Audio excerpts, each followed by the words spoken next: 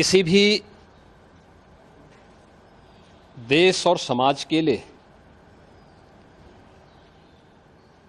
प्रगति और समृद्धि के नित नए प्रतिमान स्थापित करने के लिए समय समय पर होने वाला रिफॉर्म अत्यंत महत्वपूर्ण होता है। लगातार हर एक फील्ड में पिछले 10 वर्ष के अंदर बेहतरीन रिफॉर्म करके भारत की अर्थव्यवस्था को एक सम्मानजनक स्थिति में पहुंचाने और दुनिया की 5वीं बड़ी अर्थव्यवस्था के रूप में भारत को स्थापित करने के लिए प्रधानमंत्री मोदी जी के नेतृत्व में काफी कदम उठाए गए, रिफॉर्म किए गए। स्वाभाविक रूप से एक तरफ हम समृद्धि के नित नए सोपान छुए, दूसरी तरफ अपनी राष्ट्रीय सुरक्षा को भी उतना ही महत्व देना होगा और राष्ट्रीय सुरक्षा को भी, चाहे वह सेना में, उनके साजो सामान में आत्मनिर्भरता के लक्ष्य को प्राप्त करने का कार्य हो या फिर सेना के आधुनिकीकरण से जुड़े हुए एक त्वरित निर्णय लेने की गति को आगे बढ़ाने का। सेना भी इस रिफॉर्म के साथ आगे बढ़ी है।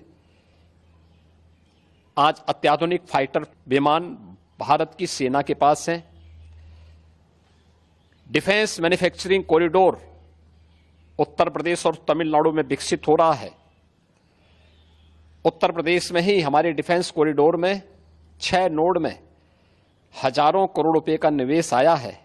भारत डायनामिक्स लिमिटेड का कार्य हो या फिर ब्रह्मोस मिसाइल बनाने की प्रगति, बहुत सारी ऐसी चीजें हैं जिसमें आज भारत ने एक लंबी छलांग लगाई है। स्वाभाविक रूप से सेना भी हमारी इस गति के साथ, इस रिफॉर्म के साथ आगे बढ़ सके। अग्निवीर की योजना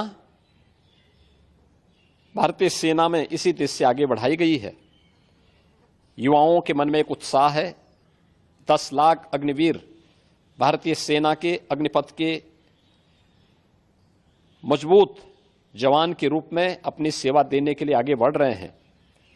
नौजवानों में उत्साह भी है। दुर्भाग्य है कि कुछ राजनीतिक दल जिनके लिए स्वयं की राजनीति देश से बड़ी हो गई है, वे देश की कीमत पर राजनीति करना चाहते हैं।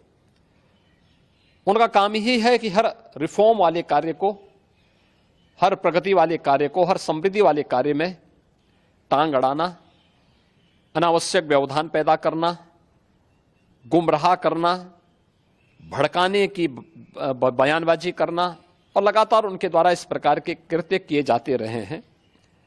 और इस मुद्दे को लेकर के भी विपक्ष ने लगातार गुमराह करने का प्रयास किया।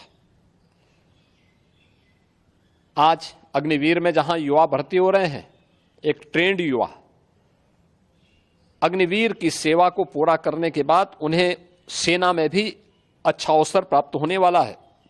पैरामिलिट्री में, सिविल पुलिस में और विभिन्न सेक्टर में भी उन्हें समायोजन करने के लिए व्यवस्था दी जा रही है।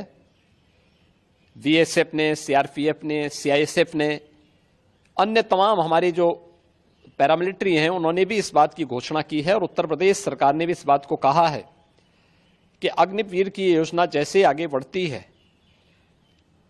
और जब ये अपनी सेवा के बाद वापस आएंगे तो हम उत्तर प्रदेश पुलिस सेवा में, पीएसी में इन नौजवानों को प्राथमिकता के आधार पर समायोजन की एक सुविधा देंगे, वेटेज देंगे।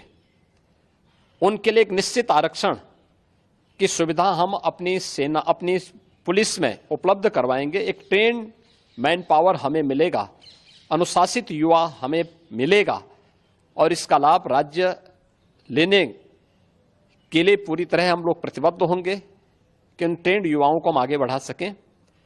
और मुझे लगता है कि हमें प्रधानमंत्री मोदी जी के और भारत सरकार के इस सेना रिफॉर्म के अभियान के साथ राष्ट्रीय सुरक्षा को सर्वोपरि मानते हुए आगे बढ़ना चाहिए।